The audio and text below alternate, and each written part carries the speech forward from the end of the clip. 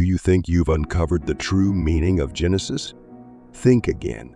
Beneath the surface of what we've been taught lies a deeper, more unsettling reality. The original Hebrew text of Genesis 1:11 reveals mysteries that upend traditional teachings, challenging our understanding of creation, divine authority, and humanity's place in the universe. Take Elohim, for instance. Could this suggest a divine council rather than a solitary creator? What does this mean for the foundations of faith as we know it? Then there's Tehom, the deep in Genesis 1:2. Far from a poetic description, this word directly connects to Tiamat, the Babylonian goddess of chaos. Genesis doesn't ignore these ancient myths. It confronts them head-on, redefining them with a radical vision of a creator who subdues chaos not through conflict, but through sovereign command.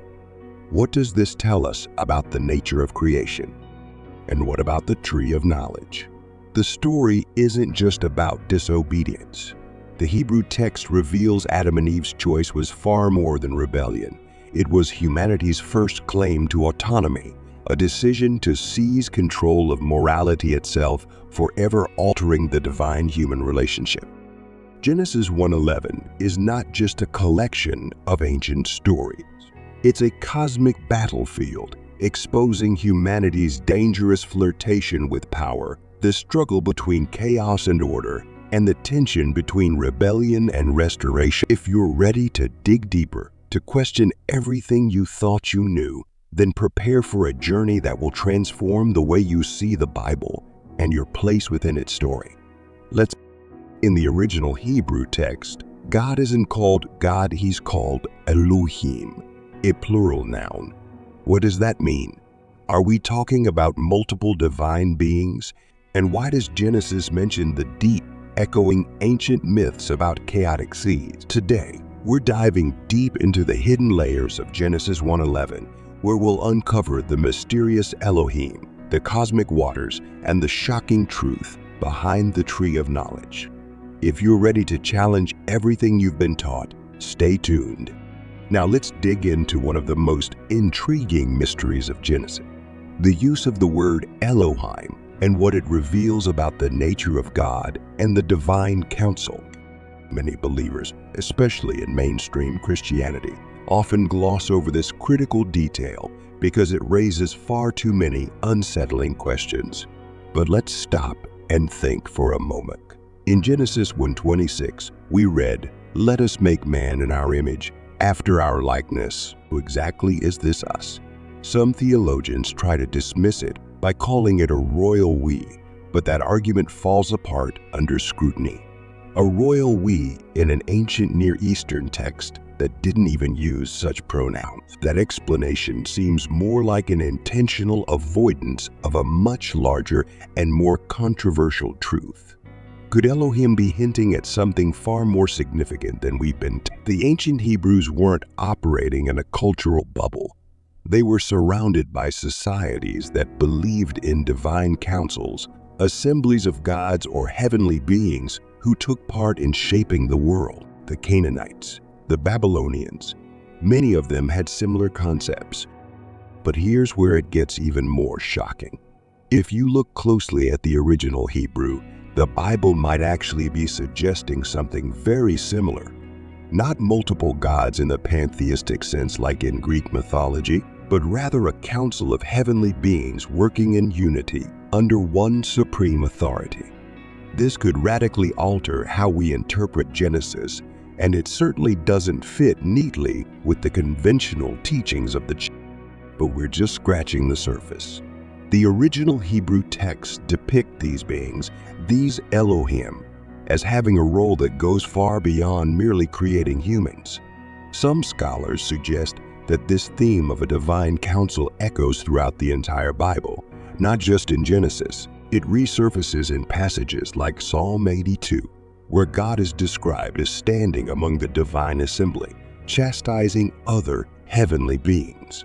So, are we missing a deeper, more complex understanding of divinity than what we've been led to believe? The church tends to avoid these discussions, perhaps because they're too controversial. After all, A singular, all-powerful God is easier to teach, but the Hebrew text opens up a door to a broader view of divinity, one that acknowledges the existence of other celestial beings while still upholding the supremacy of one creator. And that's a monumental shift because it challenges the simplified way we've been conditioned to read Genesis. The idea of a divine council is not unique to the Bible. In Ugaritic mythology, El is depicted as the head of a council comprising lesser deities like Baal and Asherah. Similar assemblies appear in Babylonian mythology, where gods convene to decide the fate of humanity. However, what sets Genesis apart is its portrayal of Elohim as the sole supreme being, not one among many competing for power. From a theological perspective, Elohim is not merely a plural noun, but a symbol of richness and infinite authority. Some Christian scholars view this plurality as a prophetic hint of the Trinity. The divine council, if it exists, does not challenge God's sovereignty, but instead affirms his absolute dominion over all other entities. Now that we've ventured into the meaning of Elohim, let's dive deeper into something even more fascinating: the cosmic waters in Genesis. You're familiar with the line, "The earth was formless and empty, and darkness was over the surface of the deep" in Genesis. The Hebrew word used here for deep is Tehom. At first glance, it seems like a poetic description of chaos, but there's a much bigger story underneath the surface. Here's where things take a wild turn. Tehom bears a striking resemblance to Tiamat, a figure from ancient Babylonian mythology. Tiamat was the goddess of the chaotic sea, representing primordial disorder that had to be subdued by the gods to bring about creation. So why does Genesis use a term that seems to echo a pagan chaos goddess? This isn't just a coincidental choice. The authors of Genesis were fully aware of the stories circulating in the cultures around them, and they weren't afraid to engage with these ideas head-on. But instead of following the Babylonian narrative of gods battling for supremacy, Genesis flips the entire narrative. In the Bible, there is no divine conflict, no cosmic warfare. God simply speaks and order arises from the cosmic waters. Tehom are not a threat to God. They are effortlessly subdued by his. This is a monumental departure from the violent creation myths common in the ancient Near East. Genesis strips away the need for divine battles and presents a God so powerful that chaos submits without resistance. This is a critical aspect of the text that mainstream church teachings often downplay. They omit the fact that Genesis is part of a much larger conversation with its neighboring cultures, borrowing language like Tehom but transforming it to present an entirely different view of creation. Chaos isn't something to be feared, because from the very beginning, it's under the control of God. And let's not forget about the significance of water. In ancient cultures, water was often seen as an uncontrollable and dangerous force, something that humanity could never fully master. The Bible repeatedly uses water as a symbol of chaos, whether in the flood narrative or the parting of the Red Sea. So when Genesis opens with the image of this cosmic sea, the audience is meant to feel the weight of what's happening, the very thing that other cultures feared.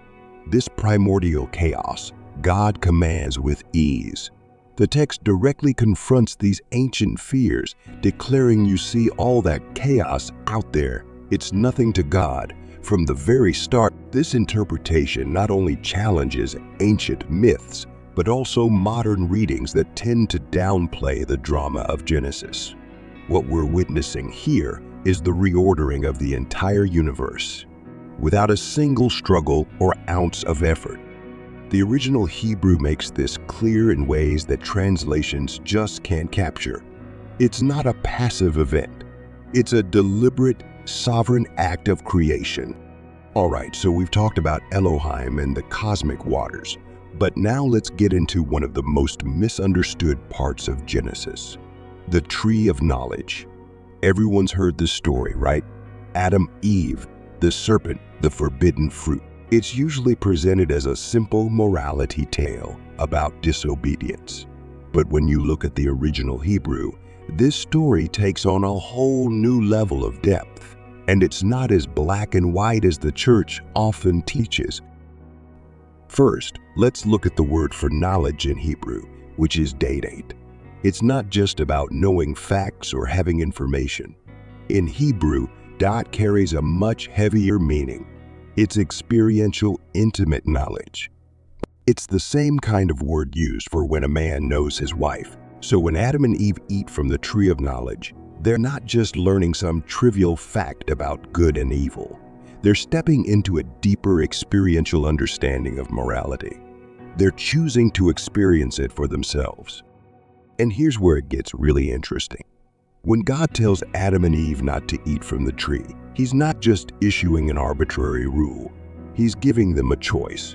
Do you trust me to define good and evil for you, or do you want to take that into your own hands? In many ways, this story is less about breaking a rule and more about autonomy. It's about humanity deciding that they want to define morality for themselves outside of divine guidance. Now, the serpent's role in this story is crucial. The Hebrew word for serpent is nashash, which can also mean the shining one or diviner. In ancient Near Eastern cultures, serpents were often seen as symbols of wisdom and immortality. So, the serpent isn't just some random animal. It's a being associated with wisdom, subtly playing into Adam and Eve's desire for knowledge. It doesn't lie outright. It says, "You will not certainly die." For God knows that when you eat from it, your eyes will be opened, and you will be like God, knowing good and evil. And guess what? The serpent was right. Their eyes were opened. They did gain knowledge just like God, but knowledge they gained didn't bring them the empowerment they expected. Instead of leading to liberation, it brought shame and separation. They weren't ready to carry the weight of defining morality on their own. There's something that church doesn't emphasize enough. God didn't curse the humans in response to their actions. He cursed the serpent and the ground, but not Adam and Eve themselves. Instead, He clothed them and sent them out, and there's deep compassion in that act. Even after their disobedience, it wasn't about vengeance. It was about the consequences of taking on a burden they weren't equipped to handle. This opens up a whole new way of thinking about the fall. It's not just a story of rebellion, it's a story about the complexity of human choice. The tree of knowledge wasn't inherently evil. It represented autonomy, the freedom to make decisions and experience their consequences. God didn't block their access to it because He was withholding something good from them. He knew that they weren't ready for that kind of power, and that's why the prohibition was there. In mainstream church teachings, the focus tends to be on the sin of disobedience, but the original Hebrew shows us a much more nuanced story. It's about humanity stepping into the role of moral decision maker, something we weren't prepared for. And this choice to define good and evil for ourselves has shaped human history ever since. The fall wasn't just a moment of failure. It was a pivotal point where humans stepped into a new kind of existence, one where we bear the weight of our choices. Genesis 6:1-4 introduces us to the sons of God and the Nephilim. Most people have no idea what to do with these figures, and honestly, translations don't help. The sons of God in Hebrew are called Beni Elohim, and yes, that's the same Elohim we've been talking about. We're dealing with divine beings here, not just some metaphor for human rulers like some traditional teachings claim. The text is clear. These are supernatural entities who interact with humanity in a very physical way. They take human women as wives and produce offspring, and these offspring are called the Nephilim, which translates roughly as giants or fallen ones. Now this opens up a whole new can of worms. Who are these sons of God? Are we talking about angels, demigods? The ancient Hebrews would have known the Beni Elohim as members of a divine council, powerful spiritual beings that could act on earth. The idea that these beings would cross boundaries and produce offspring with humans is radical, and it completely blurs the line between the divine and the human. It's no wonder this part of the Bible often gets downplayed. It challenges the notion of a strict divide between heaven and earth. Then there's the Nephilim. These hybrid beings are described as the heroes of old men of renown. These aren't just big, strong men. They're something more. Think about it. Why would the Bible bother mentioning them if they were just strong humans? No, these beings represent something much more complex.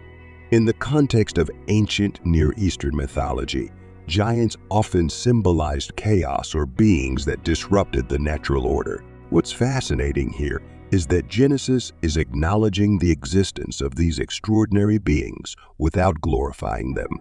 They're presented almost as a problem, something unnatural that needed to be wiped away by the flood that follows shortly after. And speaking of the flood, this is key. The story of the Nephilim comes right before the narrative of Noah.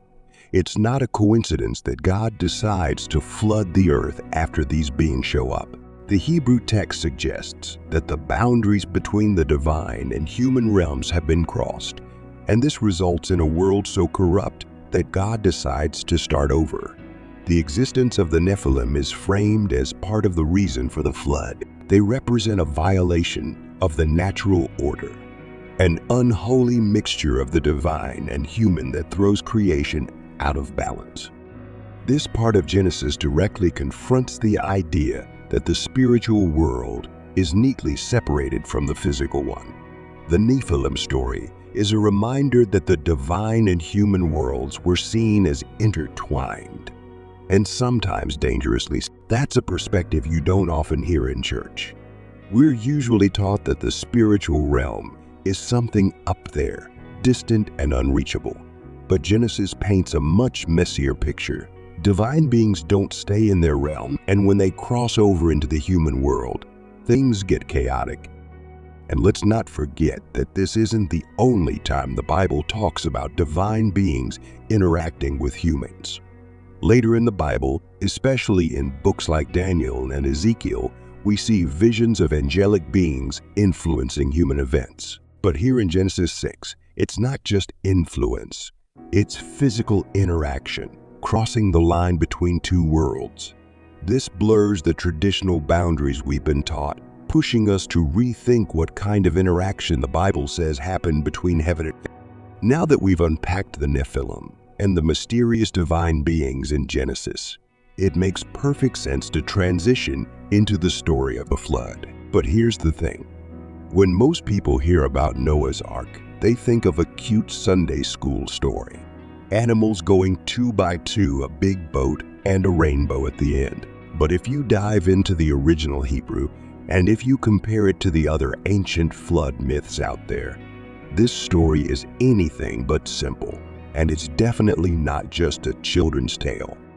Let's start with the flood itself. Genesis uses a very specific word for the flood, Babel. This word is unique. It's not used for any other flood or water-related event in the Bible. It's as if the text is screaming at us that this wasn't just a natural disaster. It was something supernatural, something that broke the boundaries of the natural world. And when you look at the broader ancient Near Eastern context, things get even more interesting. The story of Noah's flood shares a lot of similarities with the Epic of Gilgamesh, a much older Mesopotamian tale of a great deluge sent by the gods to wipe out humanity. Now, the mainstream church usually explains these parallels by saying, oh well, there were a lot of flood myths back then. The Bible's just telling the real version, but that's too simplistic. In the Epic of Gilgamesh, the gods send the flood because they're annoyed with humanity. There's no sense of justice or moral order. It's chaos. In contrast, Genesis frames the flood as an act of divine judgment. But here's where it gets tricky. The Hebrew text suggests that the flood wasn't just about human wickedness. It was also about restoring the natural order that had been shattered by the mixing of divine beings and humans, as we saw with the Nephilim. The earth was not only corrupt morally, but also physically. The boundaries between heaven and earth had been violated, and the flood was God's way of wiping the slate clean. But even deeper than that, there's the ark itself. The Hebrew word for ark here is tibah, and it only shows up one other time in the Bible. To describe the basket that carried baby Moses down the Nile, both the ark and Moses' basket are vessels of salvation in the midst of watery chaos.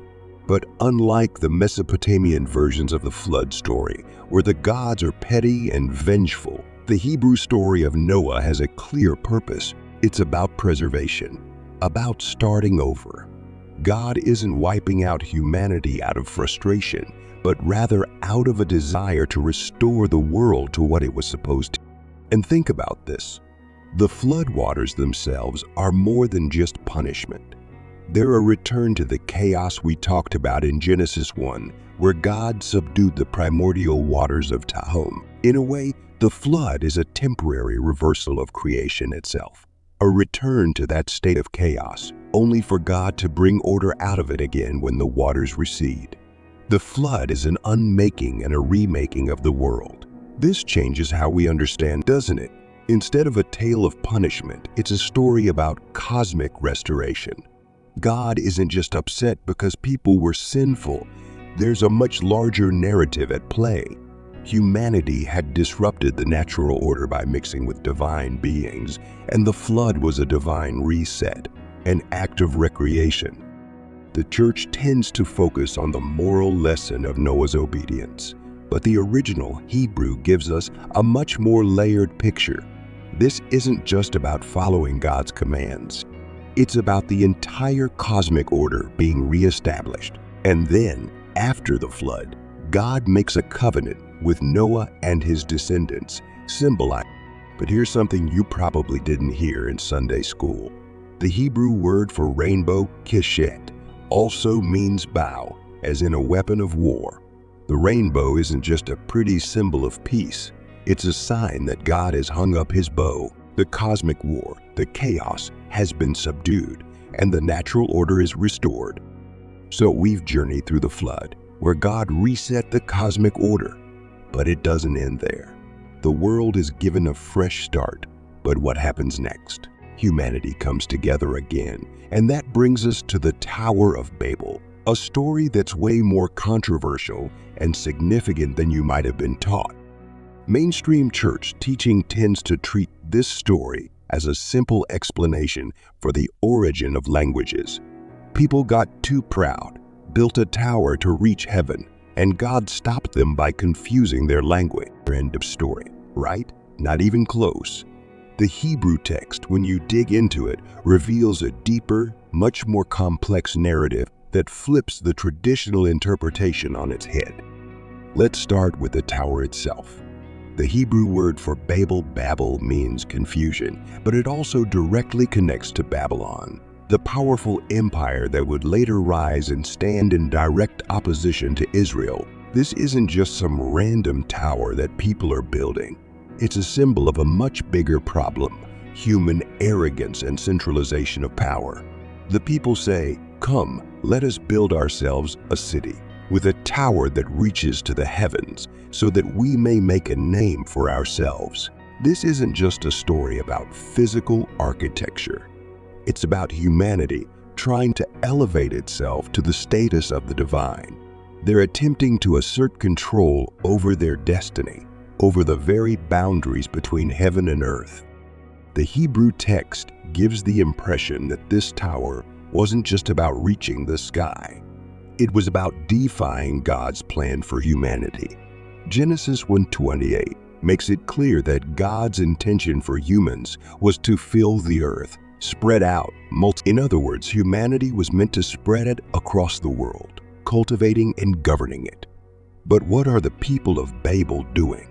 They're clustering together, centralizing power in one place, trying to create a singular unified identity in.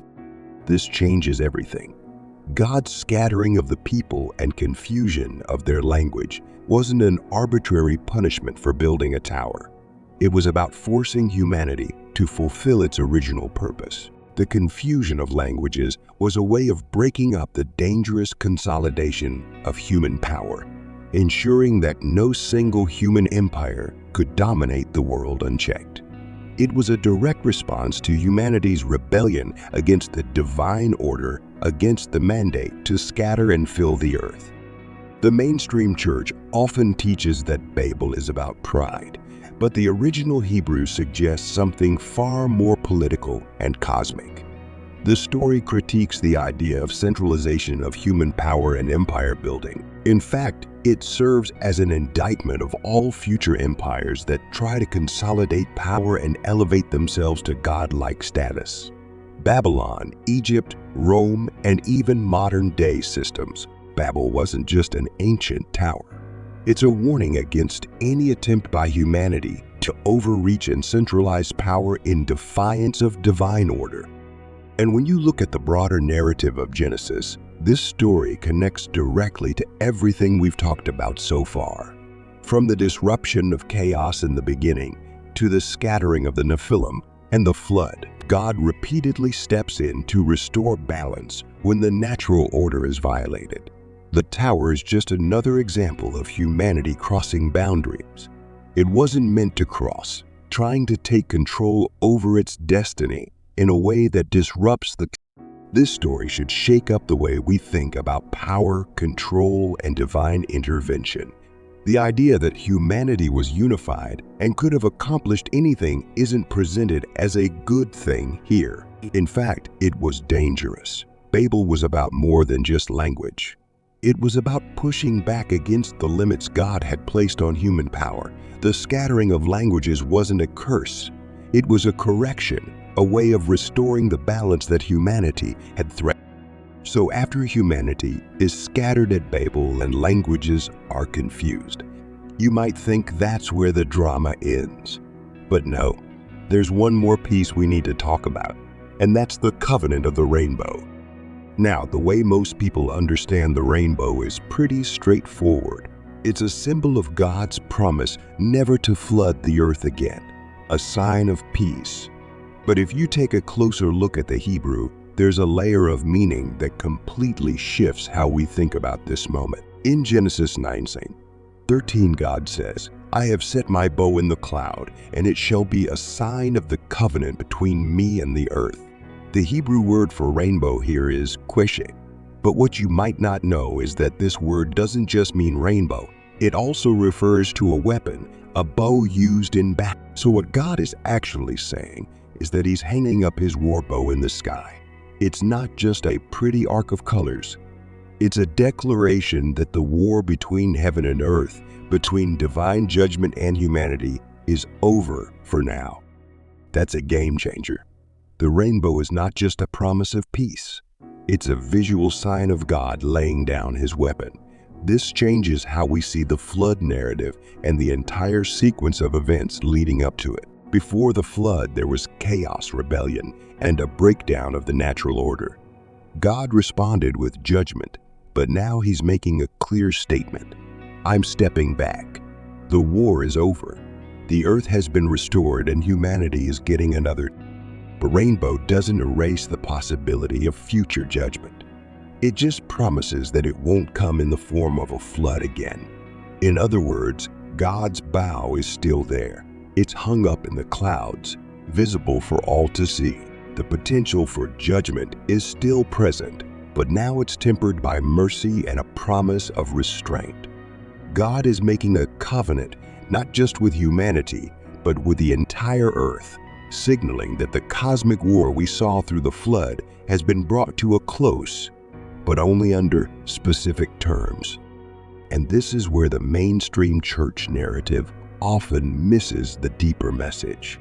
The rainbow isn't just a feel-good symbol of love and forgiveness. It's a reminder of the seriousness of God's interaction with the world, a visual cue that divine judgment has real consequences, but that mercy ultimately prevails. It's both a sign of peace and a warning of what happens when creation steps out of balance again, by linking back to the flood and the chaos before it. This rainbow covenant ties together the entire Genesis narrative we've been exploring. from the chaos of the deep waters to the Nephilim, to the flood, and finally to the recreation of order. It's a reminder that while God is merciful, there are still boundaries that humanity must respect, and the rainbow, or God's bow hanging in the sky, is proof of that dual reality.